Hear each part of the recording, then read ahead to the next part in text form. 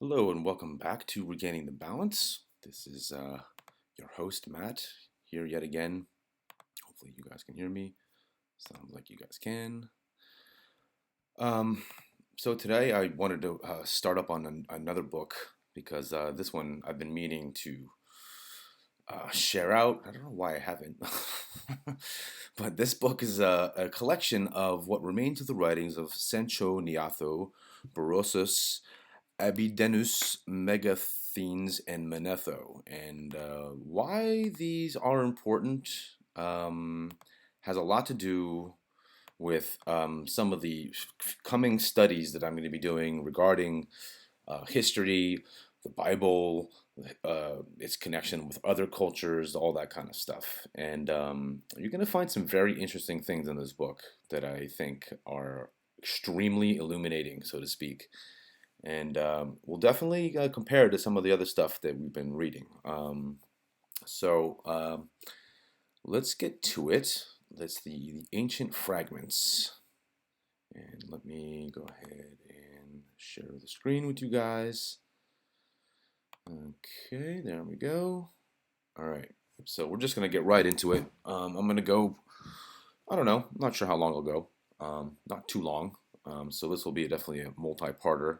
Uh, but it's not that long of a book, and also half the screen is in Greeks, which is kind of cool that you can actually have that opportunity to see the Greek that they're translating. And I appreciate that as somebody who does research, even though I don't know how to read ancient Greek. But still, it's kind of neat. I like that. It shows the honesty, let me just say. So if you guys like these videos, hit the like button, share if you think other people would be interested, and subscribe, and hit the all button for, all notifications.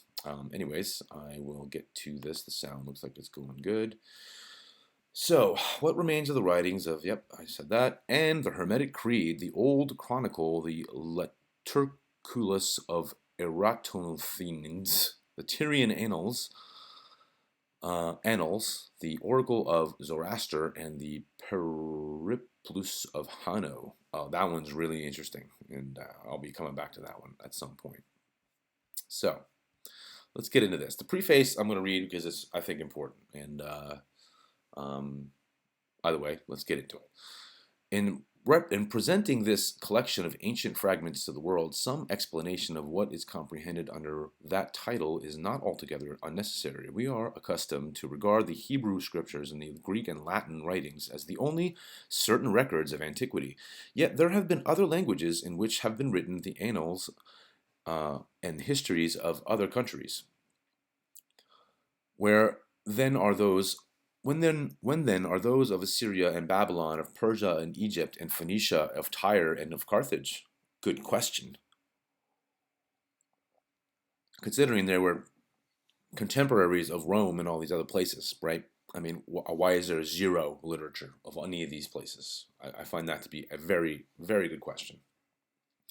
Of the literature of all these mighty empires, where are there even the remains? It will, no doubt, tend to excite some reflections of the melancholy cast to look on this small volume as an answer. That they are all contained in it, I should be unwilling to assert, yet with some diligence and research I have not been able to discover other fragments which I could consider sufficiently authenticated to increase its size. It was my wish to have included in this collection all the fragments of the earlier Gentile world which have reached us through the medium of Greek language. Of the early historians of Greece, the names only of some have come down to us, whilst others, such as Eupolemus and Hystaius, several very interesting fragments have escaped the general wreck.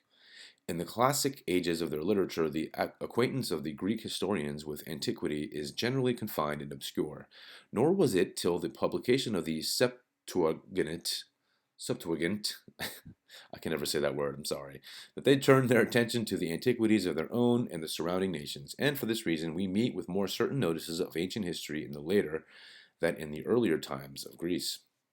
To have drawn a line then, to have inserted the earlier writers to the exclusion of the later would have been to omit the more valuable. To have reprinted the fragments of many authors such as Nicholas Damascus, a writer of Damascus of the Augustan age would have introduced with some matter worthy of attention much of little interest.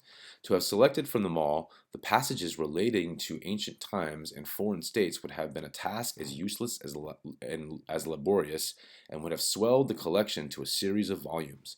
I have therefore excluded all native Greek historians and every writer of the Augustan age and downwards. I have also omitted all fragments which bear about them the stamp of forgery or are the products of Hellenistic Jews, or of authors who have access to the sacred scriptures and following the words throw no additional light upon the subjects, under one or other of which divisions may be classed the antediluvian books of Enoch, the large fragments of Artapanus, the Sibylline oracles, the correspondence of Solomon and Hiram, king of Tyre, the tragedy of Ezekiel, in which Moses figures as the hero, with several compositions of a similar description.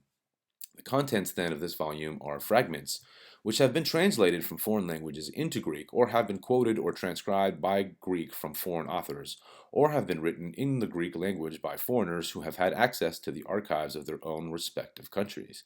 They are arranged under the following heads: the Phoenician, the Chaldean, the Egyptian, the Tyrian, the Persian, and the Carthaginian. And I would just like to point out that the Phoenician, the Tyrian, and the Carthaginian, are all basically from the same family, let's just say. In the following review of these ancient writers, I have passed from themselves into a slight examination of their works, not with the view of entering at all into the details, but merely to call the attention to some few great landmarks which stand prominently forth amidst what might otherwise be deemed a wild, pathless, and interminable. For the most ample and satisfactory explanation of the whole, I must refer to the inimitable works of Dr. Faber and Bryant. Under the first head is contained only the Phoenician theology of Sancho Niato, who is considered to be the most ancient writer of the heathen world. In what age he wrote is uncertain, but his history was composed in the Phoenician language and its materials collected from the archives of Phoenician cities. It was translated into Greek by Philo Biblius, and for the preservation of fragments we are indebted to the care of Eusebius. I have deviated but little from the quaint translation of Bishop Cumberland, generally so far only as to render it more consonant with the text of Stephen, or to substitute more modern expressions for phrases become now almost obsolete. Well, people might have a problem with that, but I can tell you now, in some of the translations that we do with these 14th and century documents, like there is stuff that is just like ridiculous in some of these, and it doesn't make any sense the way that it's written in our current vernacular. So, keep that in mind. Cosmogony is one of those jargons of theology and physics which were refined by the later heathens into some resemblance of the sublimest mystery of the Christian faith. What an interesting comment.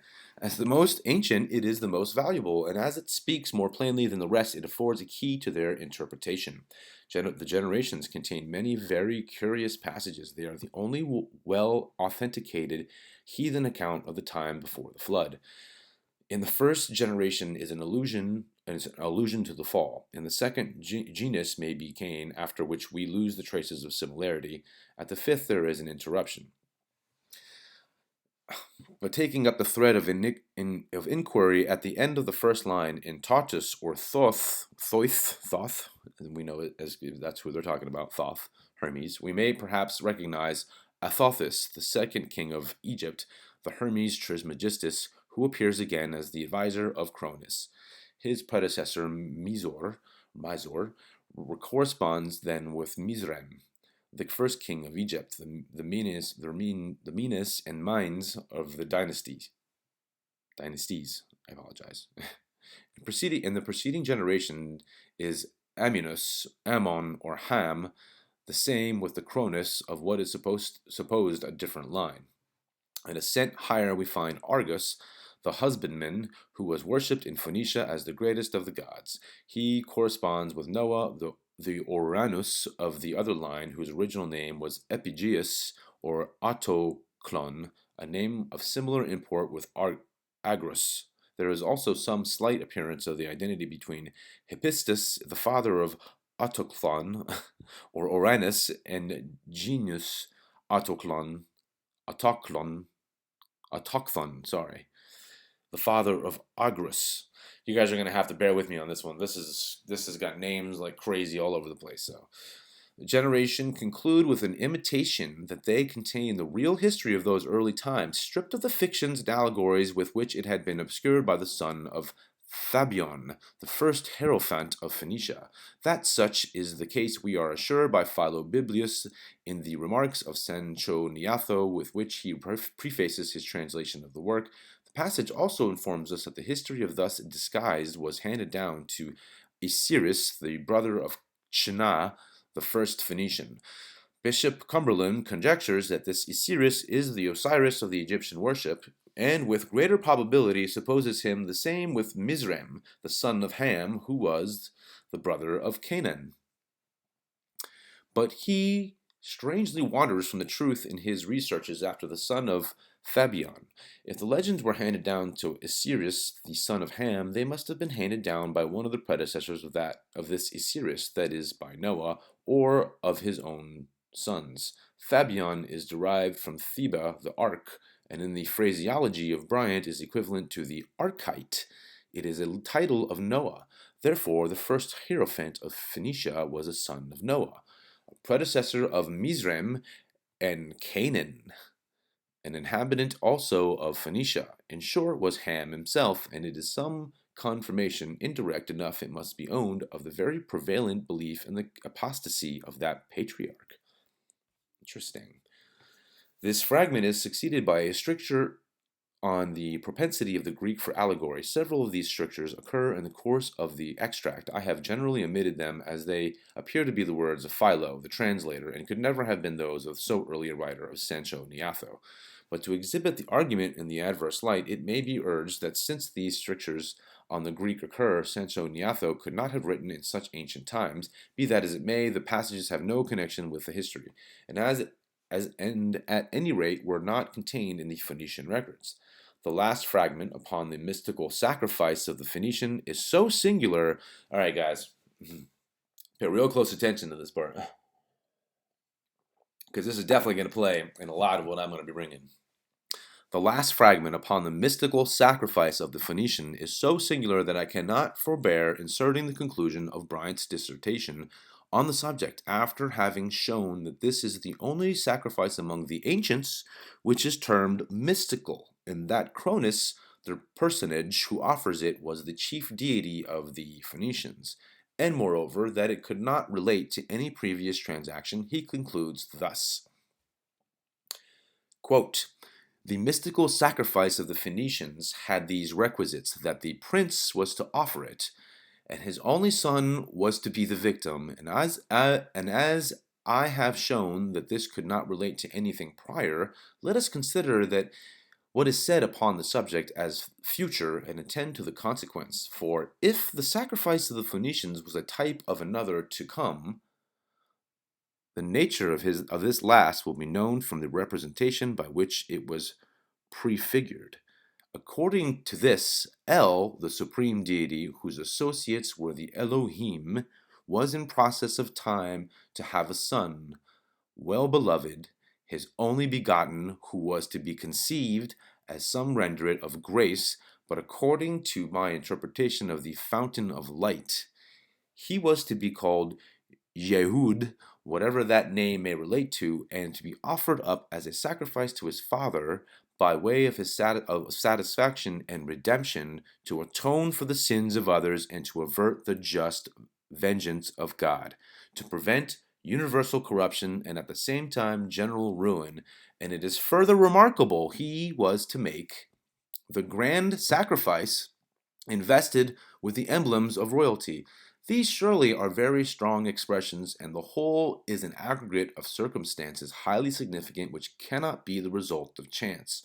All that I have requested to be allowed me in this process of this recital is this simple supposition, that this mystical sacrifice was a type of something to come. How truly it corresponds to that which I imagine it alludes to, I submit to the reader's judgment. I think it must be necessarily esteemed a most wonderful piece of history. I hope you guys caught that. How truly it corresponds to that which I imagine it alludes to, I submit to the reader's judgment, and so do I. Okay? And the real question here, guys, is going to be um, which one was first, the chicken or the egg in this situation? And I'll explain that in the future because it varies. The Hebrew and Phoenician writing and culture and all those, many of those things are very similar. They're not exact. They're not exact. They're similar, and their language is extremely similar, if not one grew from another. And the question is the chicken and the egg thing: which one came from which? And you know, what this guy wrote here about the mystical sacrifice is very interesting because, as he says up here, um, it's the only sacrifice among the ancients which is termed mystical. Okay, so remember that. It's the only mystical termed sacrifice, which means that when you hear stories of them supposedly sacrificing their son, are they really talking about something real, or are they referring to this cosmogony or this cosmology? That's a real question to ponder, because there is plenty of things where they claim that there is human sacrifice, but in realistic terms, is that actually the case, or is this the actual case? And they're just taking it and turning it into a sort of other thing. I don't know. I'm throwing the question out there. But this, in my opinion, is a very, very cogent point that this gentleman makes about this. So, continuing, Sancho Niafa wrote also a history of the serpent, a single fragment of which is preserved by Eusebius. The Chaldean fragments are chiefly from Berossus and Megasthenes. Berossus, a Babylonian, flourished in the reign of Alexandria and lived some time at Athens, and according to many, wrote his Chaldean history in the Greek language. As a priest of Belus, he possessed every advantage which the records of the temple on the learning and the traditions of Chaldeans could afford, and seems to have composed his work with a serious regard for truth. He has sketched his history in the earlier times from the representations on the walls of the temples, from written records and traditionary knowledge. He learned several points too well authenticated to be called in question, and correcting the one by the information of mankind, and others again that of animals and of heavenly bodies. The second book appears to have comprehended the history of the antediluvian world, and in this the first two fragments ought to have been inserted. The historian seems to have confounded the history of the world with that of Chaldea. He finds 9 persons, probably represented as kings, preceding Noah, who is here again introduced under the name of Xisuthros, and supposes that the representation was of the first dynasty of Chaldean kings. From the universal consent of history and tradition, he was well assured that Alurus, or Orion, the Nimrod of the scriptures, was the founder of Babylon and the first king. I have to take a little sip. Consequently, he places him at the top, and Xisuthros follows as the 10th. The destruction of the records by Nabonassar left him to fill up the intermediate names as he could, and who are inserted is not so easy to determine. If they are the predecessors of Noah, who are the antedoti that appear to them? Or can these appearances relate to any antediluvian transactions of the patriarch? If they are the successors of Nimrod, the appearances of the Anedoti, may refer to the visits of the patriarch and his sons. Yet every remnant of the heathen accounts, which in anywise relates to this subject, affirms the violent destruction of the Tower of Babel and the dispersion of its builders and the long subsequent desolation of the city. There is, however, a dynasty of Chaldean kings handed down as some suppose by Berossus, of which the following list is a list of the names. Ugh. Okay, I'm going to try. Evetuus, Chomasbolus, Porus, Nechobis, Abius, Onebalus, and Zenziros. And it lists the different years of how long they reigned, from 6 years all the way up to 45 years. These Mr. Faber conjectures to have been the immediate descendants and successors of Nimrod in Nineveh, the new seat of his empire after the catastrophe at Babylon, and that the long continuation of Assyrian monarchs are the descendants of the same patriarch but of a younger branch.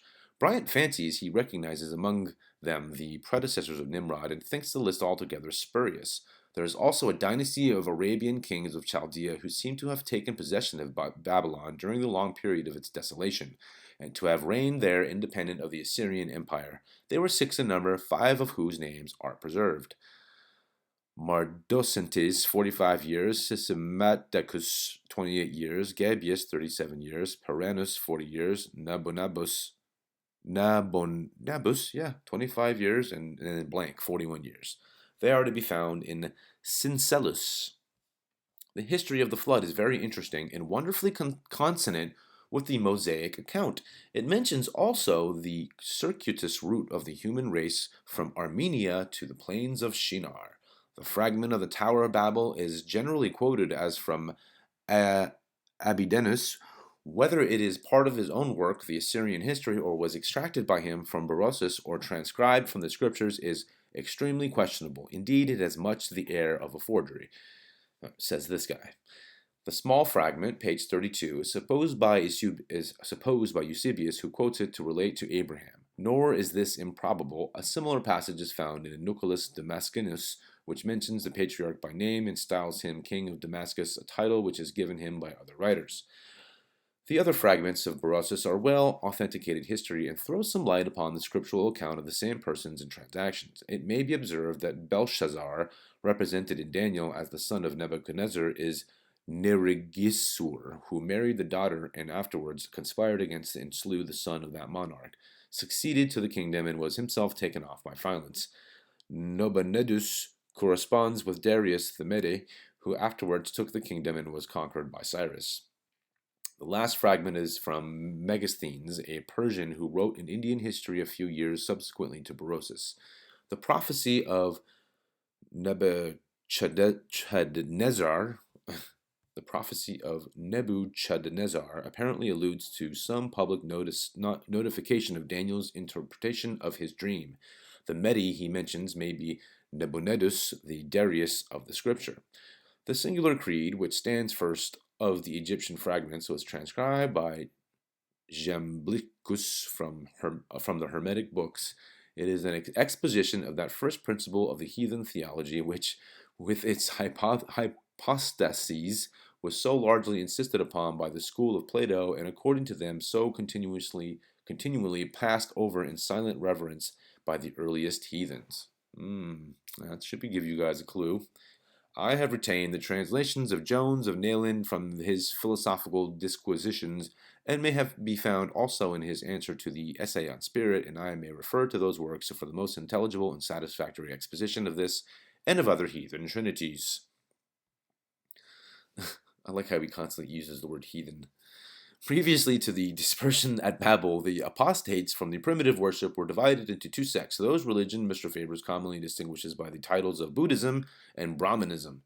They differed not so much in the original objects of their adoration as in their form of worship. While the latter descended into introductions of images and diverged with every kind of polytheistical absurdity, the former stopped content with a more simple scheme of theology, and in some countries, such as Persia, an almost pure Sabianism was jealously preserved. Both were widely diffused, and often, as in Egypt and Greece, amalgamated into one. The more elaborate and corrupted system of the Brahmanism would catch the attention of the casual observer as the religion of the land, while the deeper doctrines which involved much of the Buddhic theology were wrapped in mystery and communicated only to the initiated. We've heard that before. The heathen trinities are often variations of the patriarchs, the Divi, the Divi of the ancient worship, who were canonized under the titles of Uranus, Cronus, Jupiter, etc., combined with the ark and other symbols, is demonstrated by Mr. Faber and others too clearly to admit of doubt, yet still more frequently, when stripped of their theological dress, will they resolve themselves into some physical principle of nature or its powers, of which the present collection affords other decisive instances, both in Sancho Niatho and in Zoroaster. Among the ancient heathens, the chaos was an object of veneration. It was looked upon as the first great principle and usually occupies the first place. In those creeds which bear a Trinitarian aspect, the other persons of the triad are equally material. The second is frequently the sun, or the light, or rather ether, the soul of the world, or great patriarch himself, and the third the host of the heaven, the stars, the soul of the world, or the consecrated daemons. There was a foundation of materialism on which was raised a superstructure of idolatry. In the classic ages of Greece and Rome appeared a race of philosophers who, while they submitted to superstitions which they sometimes scorned, must be allowed to have lifted up their minds to truth as high as unassisted reason might avail. A Christian may despise as rank idolatry the weakness or hypocrisy which could bow down before the images and pray to the departed spirits of their patriarch Divi, either as agents or intercessors, but he must admit that their aspirations towards the first great cause soared far above materialism, and were wholly directed to a sublimer object of veneration. By them the ancient creeds were made to speak a loftier language which was foreign to their original import, and upon the promulgation of Christianity they were again remodeled and refined into a further resemblance of its mysteries, and such has probably been the fate of the Hermetic Creed before us. The old Egyptian chronicle preserved by Syncellus is a valuable guide and index into the dynasties that follow. The first fragment of Manetho, his epistle to Ptolemy Philadelphus, king of Egypt, gives an account of the author and his work. His history was composed by order of that king in emulation of the Septuagint, and its materials collected under the royal command from all the records of the kingdom. All that remains is an epitome, of the dynasties and two large extracts, the first concerning the shepherd kings and the other upon the Israelites. Kind of sounds like the same people. In the dynasties, I have followed the text of Africanus and quoted by Syncellus in the preference of that of Eusebius, who has sadly defaced it. Big surprise there. The general outline is the same, though the names of the kings and the length of their respective reigns frequently differ, as well as the collocation and numbers of the dynasties. I have availed myself of the text of Eusebius to correct grammatical errors, but there were any material differences occurs, I have inserted the variations in the parentheses or observed it in a note. The numerical letters or figures I have given from Africanus without noticing those of Eusebius, as very little dependence can be placed on either.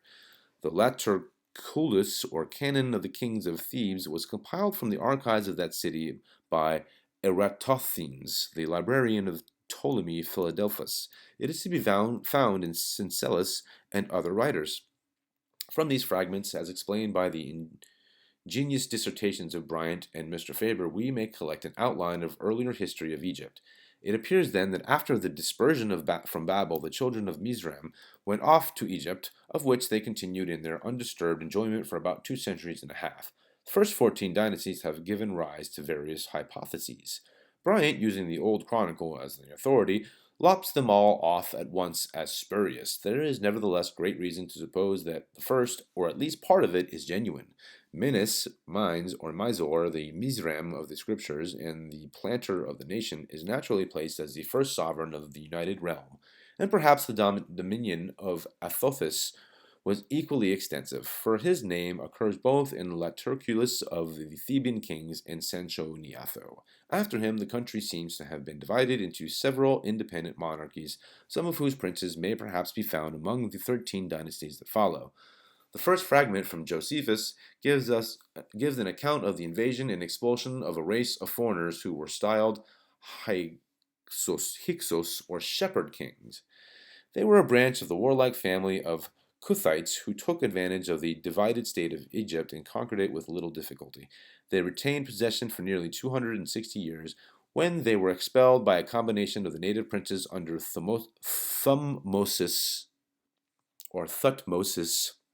king of Thebes. I hope you guys are paying attention to this name.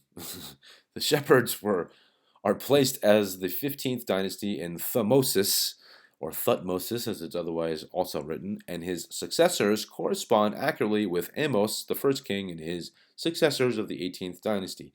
Very shortly after the expulsion of these shepherds, Joseph and the children of Israel came down into Egypt and were settled in the land of Goshen. the Avarice, which had been evacuated by the shepherds, where they seem to have lived more than a century on terms of the greatest amenity with the Egyptians, till a second invasion of the shepherds reduced them to a state of slavery. That is a weird story. If of this invasion, the second extract gives an account and places it in the reign of Amenophis, whom the historian identifies with Amenophis III by making him the predecessor of Sethos, his son, whom we find the first of the 19th dynasty and who was named Ramses after Ramses, the father of Amenophis. According to the fragment, the shepherds effected the conquest in alliance with the Israelites, with whom they reigned conjointly 13 years, during which the Amenophis, with multitudes of his subjects, retired to Ethiopia. By a comparison of the fragment with the Mosaic account and some passages relative to the same transaction in Diodorus, Herodotus, and Tacitus, Mr. Faber has extracted the following particulars: that instead of 13 years, 106 must be allotted to the duration of the second Shepherd dynasty. The 511 years mentioned by Manetho being the complete interval between the first invasion and the final expulsion, that the native Egyptians and Israelites were equally oppressed under their sway. That the pyramids were constructed by the joint laborers of the conquered at the command of Cheops, one of the shepherd kings, and that the exodus of the Israelites and destruction of the shepherd's power were effected at the same time by the passage of the Red Sea. After the power of the shepherds was broken by that catastrophe, the native princes returned and seem to have had some difficulty in expelling the remnants of the shepherd tribe, which was finally effected by Sethosis in the emigration of the Danai to Greece.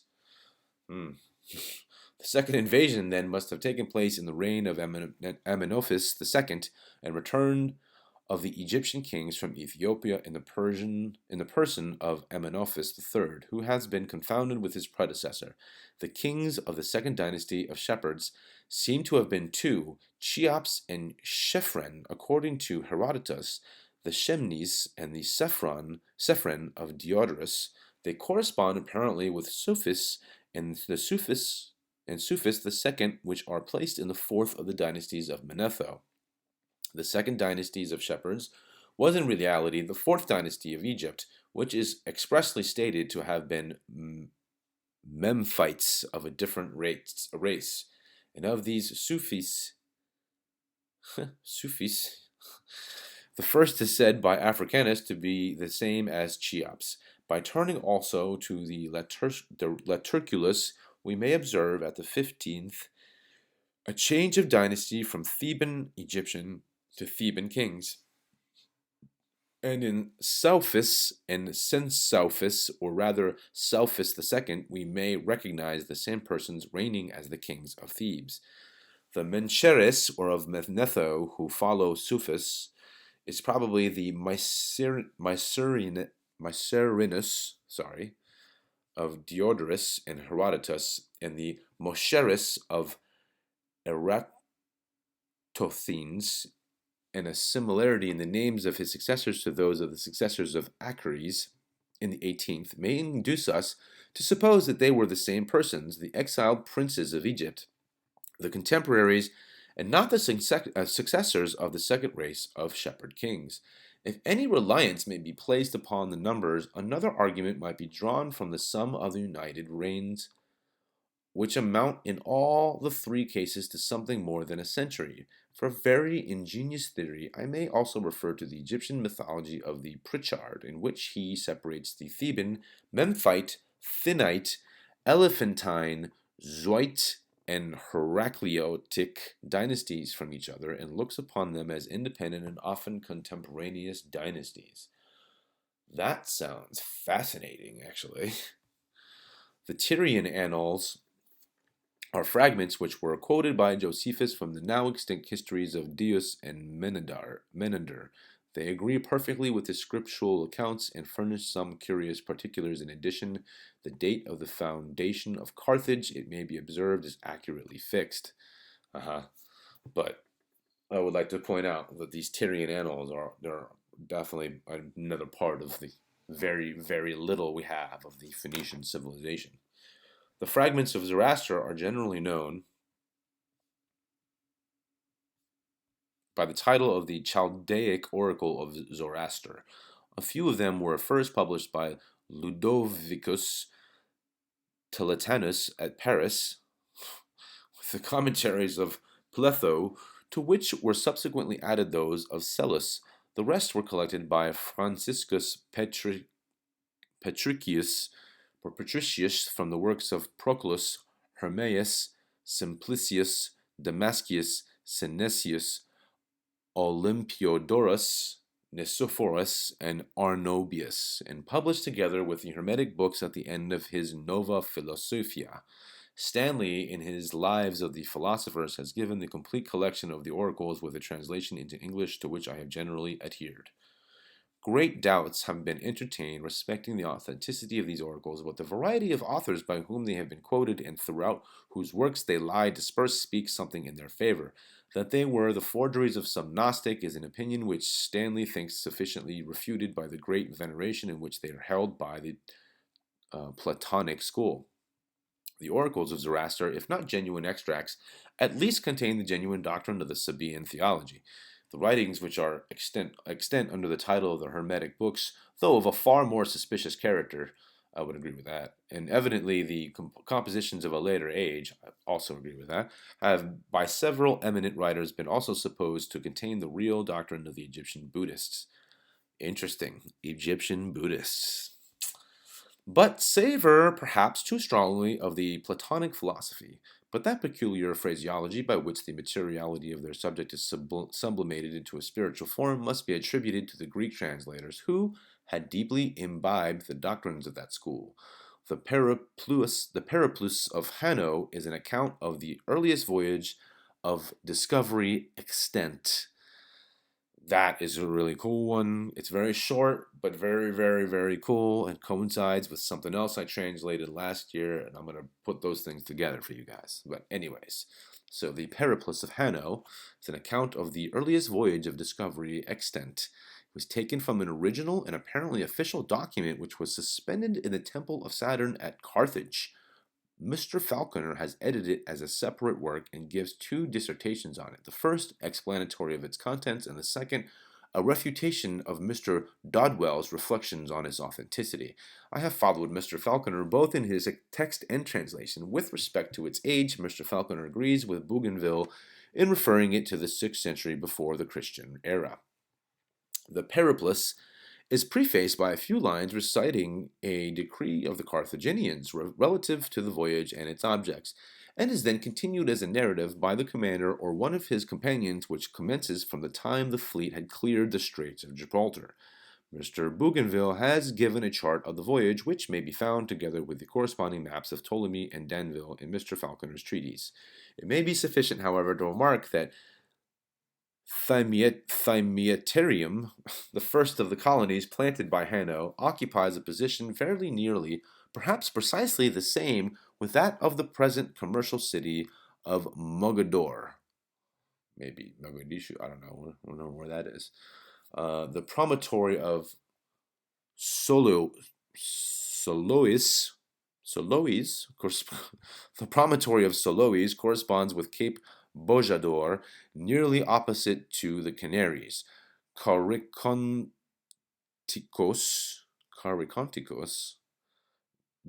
Gite, Accra, Melita, and Orambes are placed between Cape Bojador and the Rio Douro, which is supposed to be the Lixus. I apologize, guys, for butchering these. I'm trying not to. Cerne is laid down as the island of Arguin under the southern Cape Blanco. The river Tretis perhaps is the St. John, and the next large river mentioned is the Senegal. Cape Palmas and Cape Three Points are supposed to correspond respectively with the western and southern horns, and some islands in the Bight of Benin with that of Gorile. Okay. Vossius, however, supposes the western horn to be Cape Verde, and the southern Cape Palmas, in which case the Sierra Leone will answer to the Ochema Theon, the chariot of the gods. The description of the troglodyte as men of a different form or appearance may imply the change from the Moresco to the I'll just say black race. Some passages quoted by Mr. Falconer from Bruce's Travels explain the extraordinary fires and nightly merriment which alarmed the voyagers as customs common among many of the black tribes, African tribes, and which had repeatedly fallen within the scope of his own observations. The gorillae are supposed to be large monkeys or wild men, as the same may in fact import. It is needless to take notice of the numerous forgeries which have been issued as the productions of the authors of these fragments. There is a complete set which was composed in Latin by Aeneas, a monk of Viterbo, but is a singular circumstance and one which might be urged with great force against the genuineness of almost the whole collection, that not only the original authors have perished, but those also through whose means these relics have been handed down. With the exception of these fragments, not only have Sancho Niato, Borossus, and the rest passed into oblivion, but the preservers of their names have followed in the same track, and to a more unusual fate. The fragments of Philo, Abidenus, Polyhistor, Dios, and others are generally not those of their own works, but extracts from their predecessors. It is necessary to advert to the numerous errors which will be found in every sheet. The fragments have been exposed to more than the common risks and accidents to which all ancient writings have been subject. They have been either copied from the rude annals of antiquity or sketched from historical paintings or hieroglyphical records. They have been sometimes translated from the sacred into the common language of the place and again translated into Greek and then passed in quotation from hand to hand and are now scattered over the works of the fathers and the writers of the Roman Empire, quote unquote, Roman Empire. It is a matter of surprise, then, not that they abound in error and uncertainty, but that so much has been preserved. Uh-huh. For my own errors and inadvertencies, I beg leave humbly to apologize, yet I must confess I have some reason to congratulate myself on finding in the above a cloak under which a multitude of them may be concealed, and to which a charitable disposition may refer as many as it pleases without even recurring to the quote, errors of the press. Unquote. Several of these fragments are preserved in 2 or 3 different authors, each of whom contains a different version of the same, differing not so much in the outline and the general flow of the words as in those technicalities and variations of termination which are necessary to adapt them to the author's style, and it has been a source of some little perplexity to determine which of these various readings to prefer. To Eusebius, Syncellus, and Josephus we are principally indebted for these relics of antiquity. The authors of them are repeatedly cited in the Stromata of Clemens Alexandrinus and the works of Justin, Cedrinus, and the fathers of the Lower Empire, but unfortunately no extracts have been preserved. Diodorus Siculus has borrowed largely, but has incorporated the substance of his quotations in the body of his own work. For Josephus I have followed Hudson's edition, the Cologne edition of the Preparatio Evangelica of Eusebius is often considered as the best, but upon close inspection and comparison I have been induced to prefer the text of Stephen, with the exception of a mutilated translation into Latin. Eusebius's chronicle is lost. Under that title, however, Gallagher has industriously compiled a portly folio, which, with some other chronicles, contains a collection of all the fragments of the Greek text of Eusebius that could be found. Of course he did. I wonder if they mean the same Scaliger of the chronology Scaliger. Syncellus has been magnificently edited at Paris under the patronage of Louis XIV. By that father, very copious extracts have been preserved. He professes to follow the original documents more closely than his predecessors, and as his Parisian editor makes the same pretenses to fidelity, I have very generally taken his text as the groundwork. Oh, that's a good clue, actually. To correct all the palpable grammatical errors contained in it would be a difficult undertaking. To effect in it some degree, I have availed myself of the emendations of the margin and of the different readings to be found in Eusebius. But in no case have I presumed to alter without authority, and where neither the margin nor Eusebius afforded that, I have permitted the error to stand as I found it. The alteration of a single letter would sometimes correct a gross grammatical mistake. Yet, at the same time, by retaining the letters as they stand and making a different division of them into words, a different meaning may be elicited. This work being a mere collection of quotations, I have not deviated from the usual method of quoting without the points.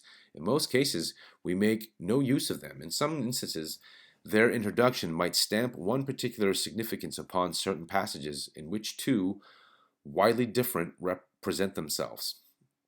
But where so much uncertainty prevails, every person must be at liberty to accent as he pleases, or to divide the words as best may suit his purpose, to introduce the accents generally and omit them in those sentences which may bear a double import and which they might assist us to determine the meaning. In short, to use them where they are of no use and omit them where they might be turned to some account would be an eccentricity more needing an apology than the course I have ventured to pursue. The matter contained in these fragments is the only merit to which they can pretend. The interpretation is all that is required, and refined criticism bestowed on works which do not rise to elegance is always a misplaced display of learning. And I feel myself as little competent as inclined to enter into speculation upon the words or accents. So far from presuming to intrude into the province of a commentator, I shall be well content if I have committed no great mistakes. Such as these fragments are, I send them forth without either note or comment. The classical reader will find, I fear, but poor amusement in perusing a half barbarous dialect, jeez, replete with errors and inconsistencies. To the student of divinity, however, they may not be altogether unacceptable or devoid of interest, and to the inquirer after ancient history and mythology, it may be useful to have collected into one small volume the scattered relics for which he must otherwise search so widely. Okay. Well. I have to check the time here. Where are we at?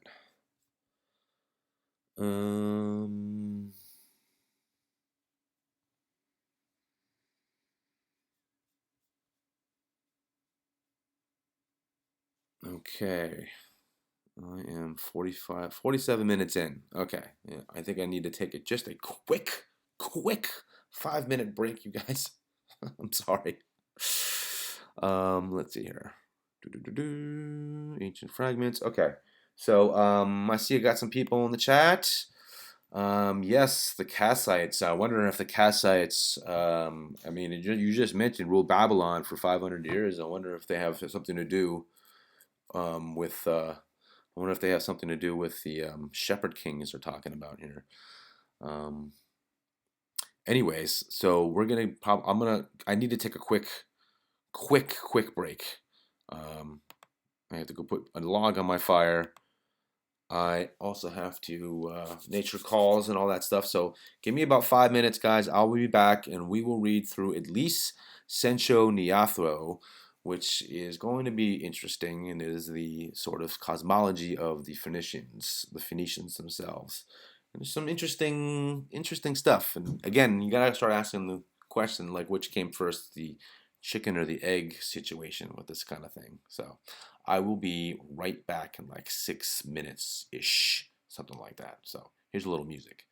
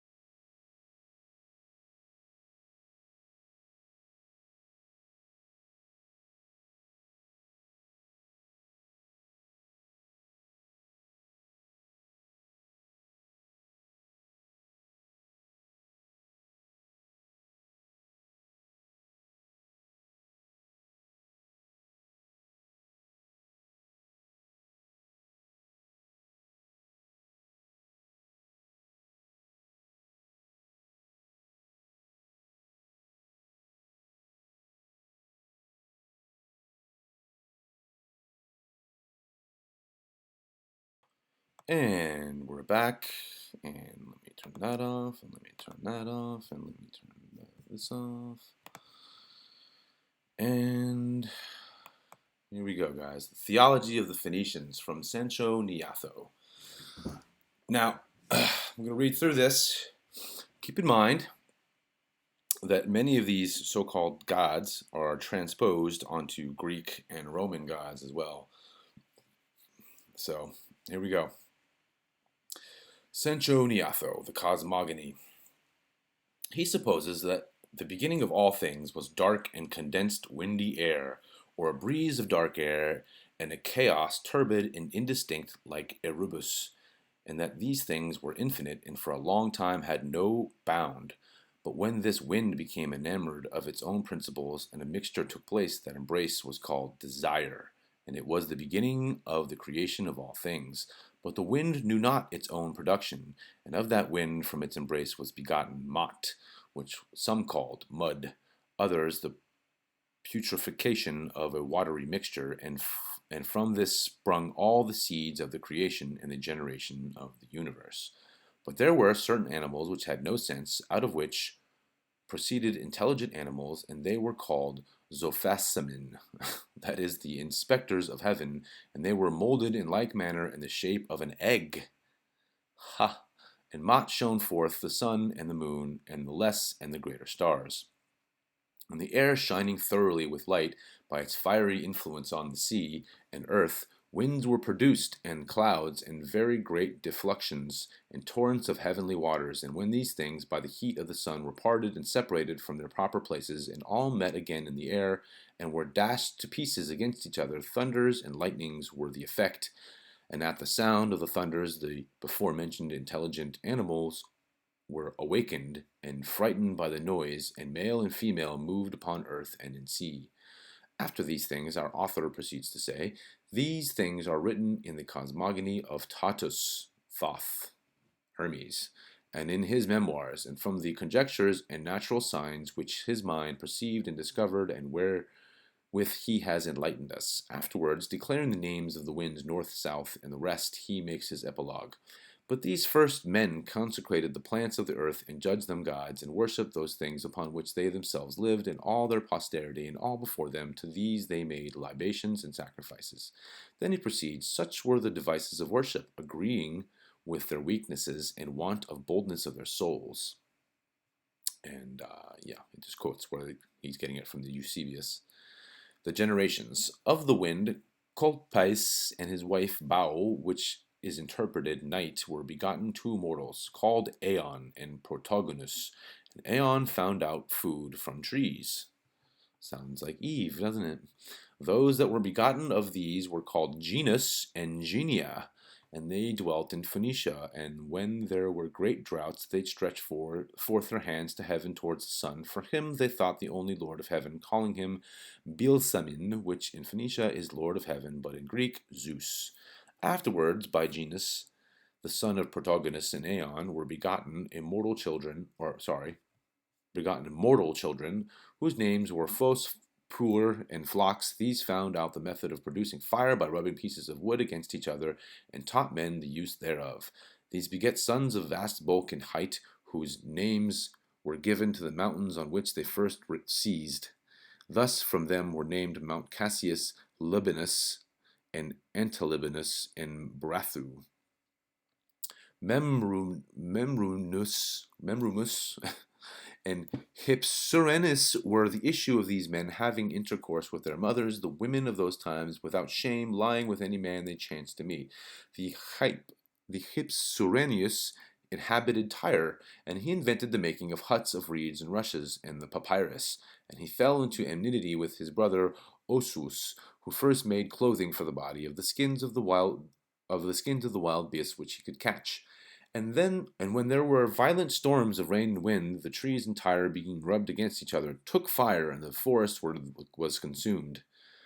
And the forest there was consumed. And Osus, having taken a tree and broken off its boughs, first dared to venture on the sea, and he consecrated 2 pillars of fire and wind. Now, I think that Osus would also be considered to be Marduk and or Hercules, by the way. And so he consecrated 2 pillars to fire and wind, and worshipped them, and poured out to them the blood of the wild beasts he took in hunting. And when there was the end of these, the storm, and and when there was an end of these, the storm and fire? Question mark. Okay. He consecrated to them the stumps of wood that remained, and worshipped the pillars, and held anniversary feasts to the stumps. And in the times after the generation of Hypsirenius were Agrius and Helios, the inventors of the arts of hunting and fishing, from whom huntsmen and fishermen are named. Of these were begotten 2 brothers, who discovered iron and the forging thereof. One of these, called Chrysor, who is the name with Hephaestus, exercised himself in words and charms and divinations, and he invented the hook, bait, and fishing line, and boats slightly built, and he was the first of all men that sailed. Wherefore he was worshipped after his death as a god, and called Dionysius, and it is said that his brothers invented the way of making walls of brick. Interesting. Afterwards, from his generation were born 2 youths, one of whom was called Technites, the other Genius, Autochthon.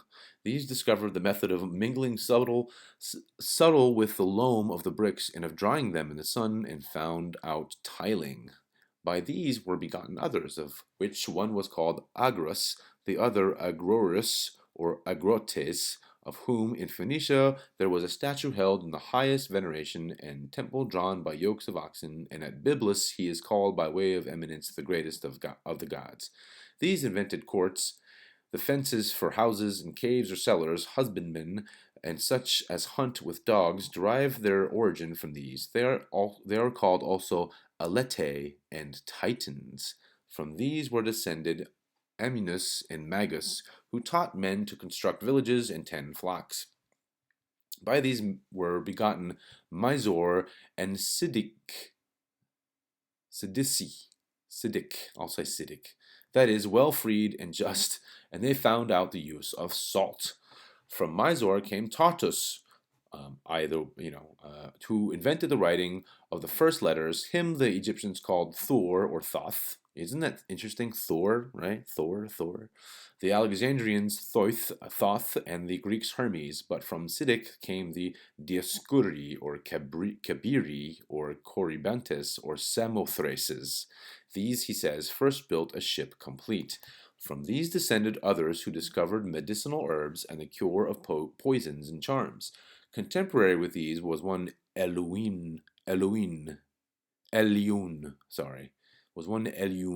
which imports Hephaestus the Most High and his wife, called Beruth, and they dwelt about Byblus, of whom was begotten Epigeus or Autochthon, whom they afterwards called Uranus, heaven. So that from him that element which is over us, by reason of its excellent beauty, is named heaven, and he had a sister of the same parents, and she was called earth. Gaia, you see, and by reason of her beauty the earth was called by the same name. Hephaestus, the father of these, having been killed in a conflict with wild beasts, was consecrated, and his children offered libations and sacrifices to him. Isn't that interesting, though? I hope you guys caught that up here. The contemporary with this was one Eliun. And yeah, okay. The Most High, right? Just saying. We're going to be getting back into more on that later. Okay, so Hephaestus, the father of these, having been killed in a conflict with wild beasts, was consecrated, and his children offered libations and sacrifices unto him. But Uranus, taking the kingdom of his father, married his sister Gae, and had by her 4 sons: Ilus, who is called Cronus, and Betlius, and Dagon, who is Ceton, and Atlas.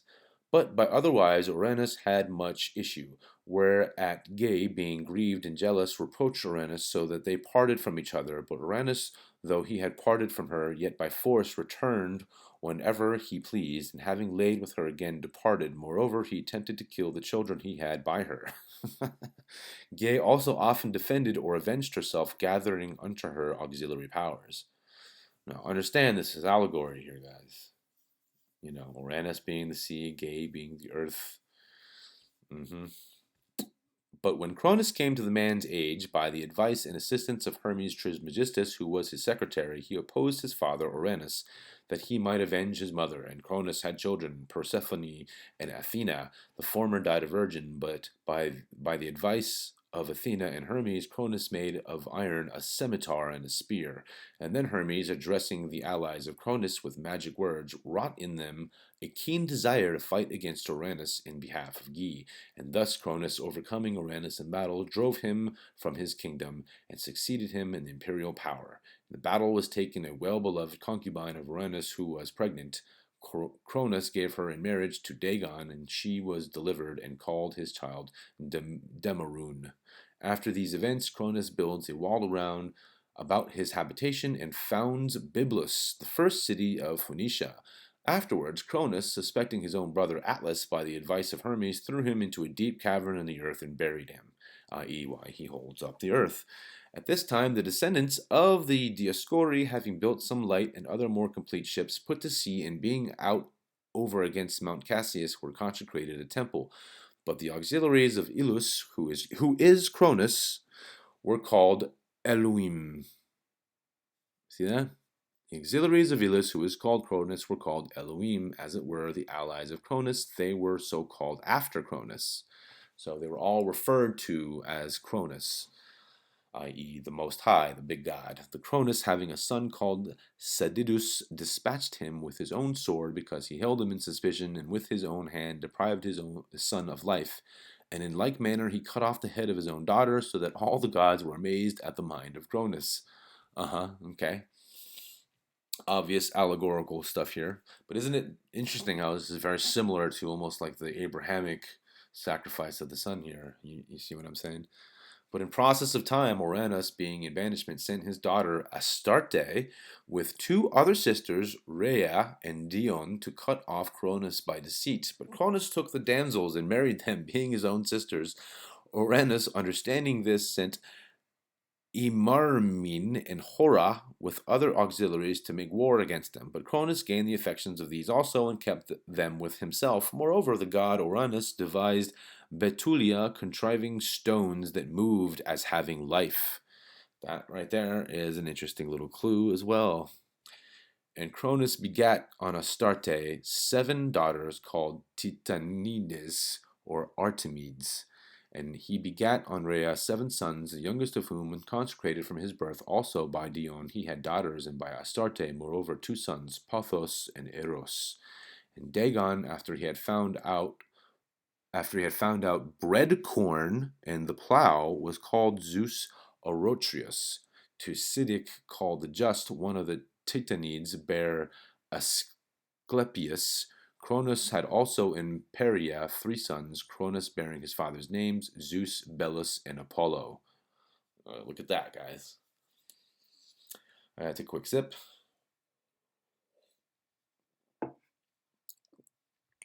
And before I go on, as you read this, bearing his father's name, right?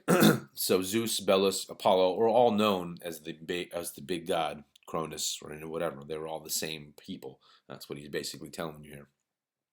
One thing that you should keep in mind is that in Phoenician writing, or whatever, in Greek, even in Greek, their own history, they say that Cadmus came from Phoenicia and gave them their letters, gave them writing.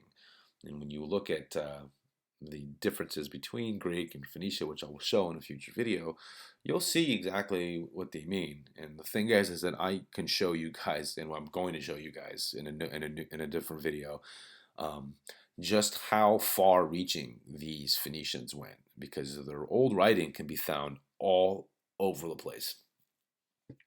So is it, again, the question, is it the chicken or the egg situation here? Which one was first, And that also includes the Hebrews as well, because their whole writing system, in my opinion, comes from this Phoenician writing system and not the other way around. Continuing with the cosmogony, contemporary with these were Protus and Typhon, and Nereus, the father of Pontus. From Pontus descended Sidon, who by the excellence of her singing first invented the hymns of odes or praises, and Poseidon. And there you go, of course, we have the city of Sidon in Phoenicia. But to Demerun was born Melicarthus, who was also called Hercules. Then again, Horanus makes war against Pontus, but parting from him attaches himself to Demerun. Demerun invades Pontus, but Pontus puts him to flight, and Demerun vows a sacrifice for his escape. In the 32nd year of his power and reign, Ilus, who is Cronus, having laid an ambuscade for his father Orenus in a certain place in the middle of the earth, and having gotten him into his hands, dismembers him near fountains and rivers where Orenus was consecrated, and his spirit was separated, and the blood of his parts dropped into the fountains and the waters of the rivers, and the place is shown even to this day. Then our historian, after some other things, goes on thus. Yeah, you know what? After this other thing, I mean, come on. But Astarte, called the greatest, the Demerun, entitled Zeus, and Adodus, named the king of gods, reigned over the country by the consent of Cronus, and Astarte put upon her head as the mark of her sovereignty a bull's head, or i.e. the crescent moon. And traveling about the habitable world, she found a star falling through the air, which she took up and consecrated in the holy island Tyre. And the Phoenicians say that Astarte is Aphrodite. Cronus, also going about the habitable world, gave to his daughter Athena the kingdom of Attica, and when there appeared a plague in mortality, Cronus offered up his only son as a sacrifice to his father Oranus, and circumcised himself, and forced his allies to do the same, and not long afterwards he consecrated after his death another son called Muth, whom he had by Rhea. Him the Phoenicians called Death and Pluto. After these things, Cronus gives the city of Byblus to the goddess Baltis, which is Dion, and Bertis to Poseidon, and to the Caberi, the husbandmen and the fishermen, and they consecrated the remains of Pontus at Bertus.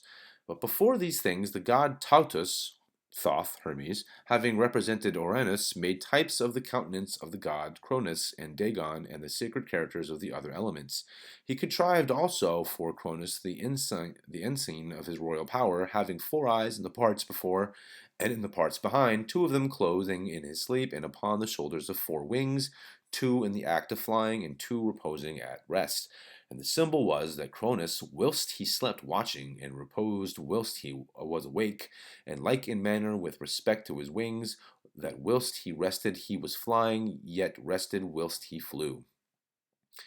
An allegory to, in my opinion, living in the spiritual realm, living in the material realm. But to the other gods there were 2 wings, only to each upon his shoulders, to intimate that they flew under the control of Cronus. He had also 2 wings upon his head, and the one for the most governing part, the mind, and one for the sense. And Cronus, coming into the country of the south, gave all Egypt to the god Tautus, that it might be his kingdom.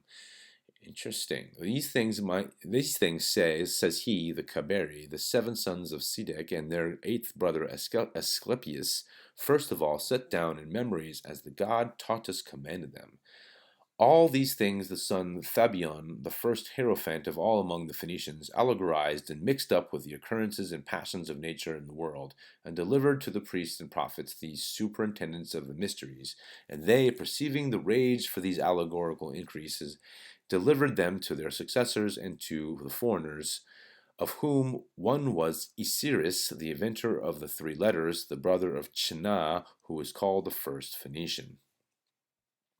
It was the custom among the ancients in times of great calamity to prevent the ruin of all, for the rulers of the city or nation to sacrifice to the avenging deities the most beloved of their children as the price of redemption.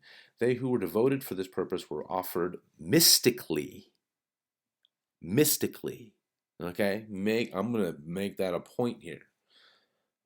Purpose were offered mystically. For Cronus, whom the Phoenicians call Il, or Ilus, or Il-El, okay? Il-El, and who after his death was deified and instated in the planet which bears his name, when king had by a nymph of the country called Enobret an only son, who on that account is styled Jeud, that's pronounced Jeud, even though they put an I. For so the Phoenicians still call an only son, and when great danger from war beset the land, he adorned the altar and invested his son with the emblems of royalty and sacrificed him.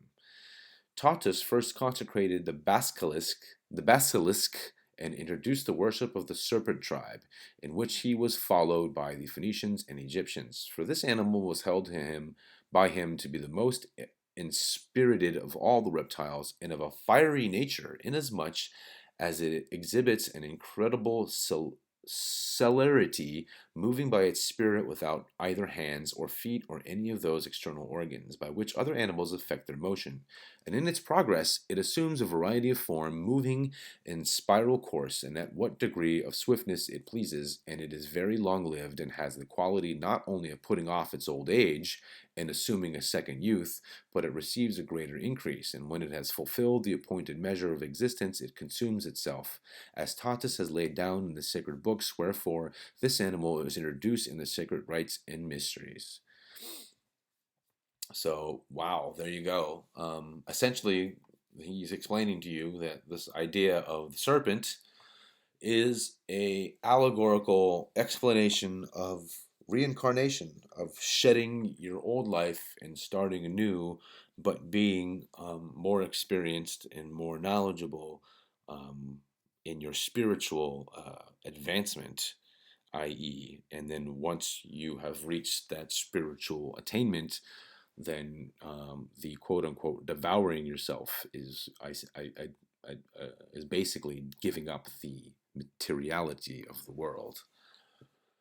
So there you go, cosmogony of the Phoenicians. I'm gonna go ahead and stop this now, but this is I'm going to be definitely going back to reference this because, frankly, there is a whole lot here. And I think that the author was right to point out very specifically that within their cosmogony, they're the only ancient people that actually have a quote unquote, or I quote, mystic sacrifice, unquote, not an actual that they're not actually talking about physical sacrifices here, but a mystic sacrifice, which obviously has different kinds of connotations. So